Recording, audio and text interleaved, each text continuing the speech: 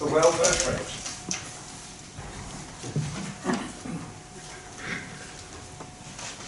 Hi everyone, thanks for coming. It's an honour for a personality researcher to be allowed into an intelligence meeting. I can't guarantee you intelligence, but I hope I can bring you loads of personality.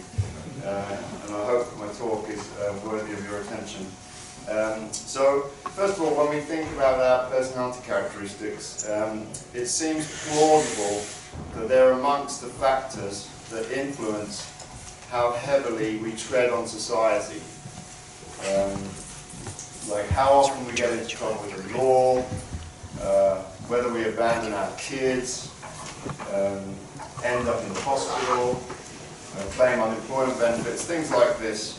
The personality variable with the longest history in this regard is Hans Eysenck's variable known as psychoticism. And he first identified this in the early 1950s.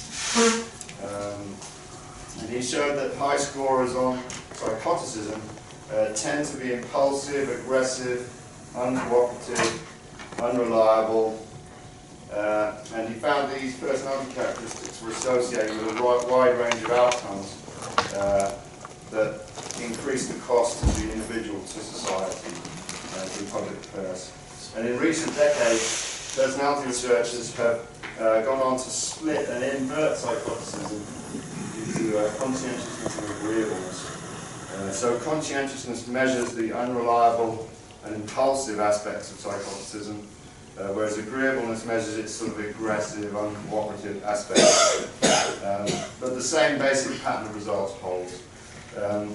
But these associations tell us little about causation. So it's possible the arrow of causation might go in the other direction. Maybe getting sacked makes us hostile towards employment, or maybe taking illegal drugs causes changes in our brains that make us more impulsive, which causes us then to get into trouble with the police. Or maybe being jailed then makes us more aggressive, which makes us fall out with our families, and so on and so on. So to explore whether personality is the cause, rather than just the product of problematic life events, we require longitudinal studies that record personality characteristics in childhood, then trace the effects of these characteristics on subsequent life outcomes. And whilst also controlling for other important variables, such as socio-economic status or indeed intelligence. Studies are rare, of this type are rare and expensive, and also not very popular because not many people want to do a lot of work and then die before it comes to fruition. So you're not going to be queuing up to do these kind of studies if you want to keep tenure. Nevertheless, longitudinal studies that record personality effects on life outcomes have been done. A high quality example is the Dunedin study, which has been tracking the life outcomes of 1,000 people born in the New Zealand city of Dunedin in 1972. And the great thing about this cohort is that the experimenters measured personality in childhood, allowing them to shed light on the causal effects of personality on life outcomes. So the current leaders of this research program are my colleagues at King's College, Terry Moffat and Absalom Caspi. Their latest set of results was published at the end of last year and show, in this paper here, and show that a small, by the age of 38, a small portion of the Dunedin cohort who were defined by low scores on self-control in childhood. So self-control is a sort of personality profile or construct that mimics psychoticism. So people who, with low self-control, are roughly equivalent to high scores in psychoticism, in the jargon of Eysenck's model, or low scores on conscientiousness and agreeableness in the Big Five model. This small part of the population accounted for the lion's share of social costs. So more specifically, these individuals constituted just 1/5 of the study population, yet accounted for 81% of criminal convictions, 77% of fatherless child rearing. They also consumed 3/4 of drug prescriptions. So So these are not even illegal drugs, just drugs in general. 2/3 of welfare benefits and more than half of the hospital nights. So ending up in the hospital is not unconnected to your personality, and also cigarette smoke.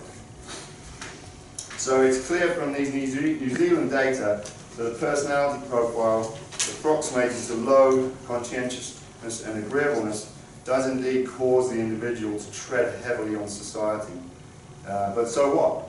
This could just be a quirk of New Zealand, you know? But this seems unlikely because the New Zealand findings are backed up by data from a variety of other countries, including the UK. So for example, a recent study by Daly et al. Looked at the life outcomes of a sample of almost 17,000 UK citizens who'd been measured on self-control in childhood.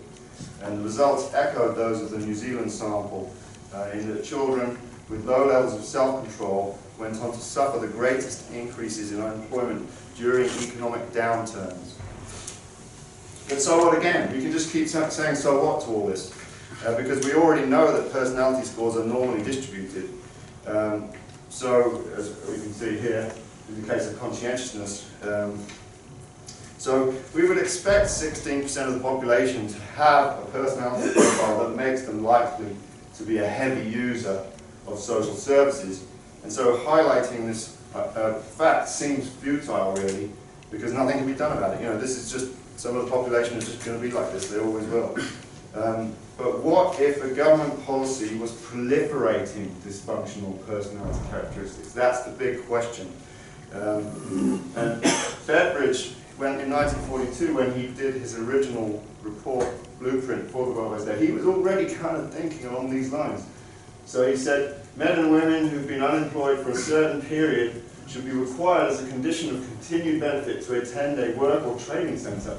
Such attendance being designed both as a means of preventing habituation to idleness and a means of improving capacity for earning. So he was thinking about the possibility that worker motivation could be linked to government policy. And he also considered young people. For young persons who have not yet the habit of continuous work, the period should be shorter. For boys and girls, there should ideally be no unconditional benefit at all. Their enforced abstention from work should be made an occasion of further training. So even as far back as 1942, there was already the idea that welfare policies could somehow influence things like work motivation. So in my book here, which came out in 2015, November, what I'm arguing is that welfare policies which increase the number of children born into disadvantaged households risk proliferating dysfunctional personality characteristics due to the damaging effect on personality development of exposure to childhood disadvantage. That's a big mouthful. But if this notion is valid, the welfare state can be viewed as a production line for damaged kids, basically. Or as one of my friends said, a form of state-sponsored brain damage. And I hazard to guess that's not what William Beveridge had in mind when he was developing his ideas for the welfare state. But what evidence could we have? Well, the first and most important plank is that exposure to neglect in childhood damages personality development. We can get an additional hint of that from the finding by Caspi et al. From the New Zealand cohort that the individuals whose dysfunctional personalities meant they trod heavily on society had also been neglected as kids. Okay? Moreover, many of the participants in the Dunedin study are now parents. And so the research team have found that the lower they scored on self-control as kids, the less caring they were towards their own kids. So you're just starting to see this data coming through. It hasn't been published yet, but because they're waiting for more of the people to have kids. But you can see here, this is the low self-control participants, and they're rated as being less warm, sensitive, stimulating parents with their own kids. That was videotaped observations of parent-child interaction when offspring were 3 years old. Okay? So that's a hint there. And since these people in this quadrant here, down here, are particularly heavy users of the welfare state, if they're incentivized to have extra kids, we can see how the welfare state could be responsible for increasing the number of kids who suffer personality damage through being born to these neglectful parents. So this points to the existence of a transgenerational cycle of disadvantage in which today's maltreated children become tomorrow's welfare-dependent perpetrators of child maltreatment. Something like this. Apologies for my not very good graphical skills. But, as you're probably already thinking, the Dunedin study is not a randomized controlled trial. So it can't prove that child neglect contributes to the development of a dysfunctional personality profile. And so this is where we turn to studies of intensive preschool tutoring effects in disadvantaged kids. So the way such experiments work is to randomly divide a population of disadvantaged children into two groups. So one group receives intensive in loco parentis preschool tutoring. It kind of resembles the guidance that a normally conscientious parent would give to their kid, and the other group doesn't. So this intervention would typically be like 3 hours per day of sessions designed to build the children's skills in planning, executing, and reviewing tasks. This is called the plan, do, review type model, and also in conflict resolution. The other group doesn't receive the tutoring. So random assignment means that we can be sure any differences in life outcomes between the two groups are caused by the tutoring and not by genetic differences or other confounding factors. So there's been a series of these experiments. The earliest were beginning in the sort of mid-60s. So the first cohorts of children are now about 50 years old. But there's been follow-up studies in other cohorts. And they showed the children, this is a book summarizing them, they showed the children who received intensive preschool tutoring had significantly better life outcomes than the untutored children, especially in the domains of employability and criminality. So this suggests government should provide intensive preschool tutoring for disadvantaged kids. And secondly, it shows an active ingredient by which child with disadvantage harms life chances is parental inattention rather than financial poverty, because the tutoring programs didn't change the financial circumstances of the two groups. It's not like the parents who got the tutoring also got $1 million as well. There was no financial difference between the two groups. So the importance for pro-social personality development of receiving parental guidance in the early years tallies with the results of other studies like Minkov and Beaver here. In a study of 51 nations, they found the rate of parental absenteeism in the nation was a significant predictor of its rate of criminal violence. And this finding in turn converges with other evidence that youth crime is overrepresented in lone parent families. For example, in the UK, lone parent families are about 25% of households with dependent children, yet produce approximately 70% of the nation's young offenders. But what's especially important to the debate about personality and welfare policy is the additional discovery by Hetman, Pinto, and Savliev. So they looked at why intensive preschool tutoring improved life outcomes, and it does it by altering personality development.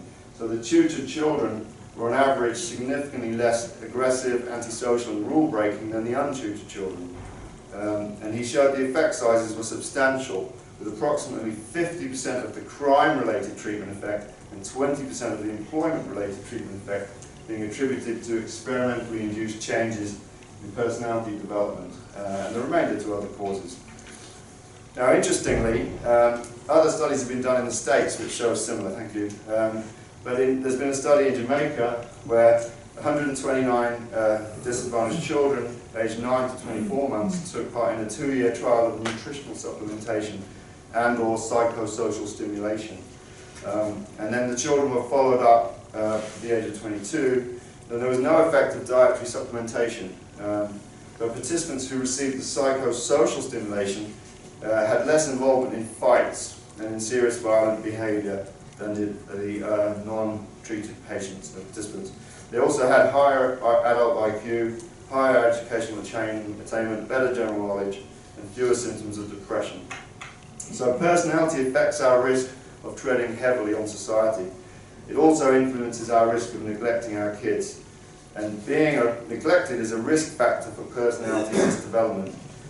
So these findings as a whole means if we then implement welfare policies which increase the number of children born into disadvantaged households, we risk proliferating dysfunctional personality characteristics due to this damaging effect of neglect. So the million-dollar question is, do welfare policies impact fertility? According to the well-known economic commentator Jonathan Portis, they do. Here's Jonathan. Statement that welfare policies can impact fertility is uncontroversial, but it's not what you said. And then I say, yes, it is. For example, if you read my book, you'll see on page 2, I say one potentially important discovery is that the welfare state can boost the number of children born into disadvantaged households. Jonathan says, didn't say your whole book was false, merely you should correct the false or unsupported statements. But then a month later, he admitted he hadn't read the book. So it all got a bit crazy. But anyhow, if we look at the studies, Haller et al. Collected data on welfare spending and fertility for OECD countries. They showed the countries on average increased spending on the welfare state by 21.5%, and this increase was associated with a 2.1% increase in fertility. So that seems to be a link. We've got other studies. Well, the data, these are UK data looking at average number of kids in working households, mixed households, and workless households, and there seems to be a gradient there. And this is only for households with kids, which caused a lot of hysteria, because if you look at all households, there's not a gradient. And so there's all sorts of arguments which James hosted on his website. Jonathan said it's like a football team scoring goals and so forth, then there was rebuttals here. It just goes on and on. You can read it in your own time. I won't bore you with that here. But we have studies from the States, for example, looking at welfare generosity in pregnancies, and they found that the reproduction of claimants tracked the generosity of benefits. So when they rose, reproduction went up. When they fell, reproduction went down. Then in the UK, Mike Brewer found similar. There was a 50% approximate increase in generosity in child benefits in the early 2000s, and that was followed by a sort of 15% rise in the number of kids. Again, Mike wasn't too happy about me citing this, so he criticised my definitions of household and so forth. I rebutted it in this. Again, you can read all this in your own time. I won't bore you, but Mike does admit that increased benefit gestural generosity did increase the number of births. That's all you need to know, really. Okay, so how could this happen? There's a little bit here in the book. There's more detail. Hart and Risley looked at the number of words spoken between mothers, and they looked at professional class mothers, working class mothers, and then unemployed benefit claiming mothers, and they found professional kids heard 2,153 words per hour on average. Kids from working class mothers heard 1,251 words per hour, and then the benefit claimant kids, or kids or benefit claimants, heard 616 words per hour. So since one avenue for moulding our behaviour patterns is via speech from parent to child, so this suggests maybe that if you're born to an unemployed welfare claiming mum, you might have a disadvantage in that your parents just don't speak to you as much, even though they've got more time because they're not working. So I'll just try and I'll try and stop now. So this has been backed up in this study, and then I'll say. So here you go. None of these studies are mine. They provide an overview, and the book contains all the citations, so you're welcome to read up on more details, plus all the other stuff that I've written since. Thank you very much. Okay, first question. Okay, I really I think this is excellent work, but I do have a reservation about some of your interpretation. Trying to be brief, we've known since at least Francis Galton that the phenotype is a combination of both genetic influences and environmental influences. My problem is that showing experiments to show that you can change a phenotype by environmental manipulations does not prove that that's the cause of that in the wild. If you're showing increased fertility as a result of welfare generosity, this could be, in the wild, a purely genetic effect and not environmental at all. The fact that you can alter the environment to change this doesn't mean that's what's happening.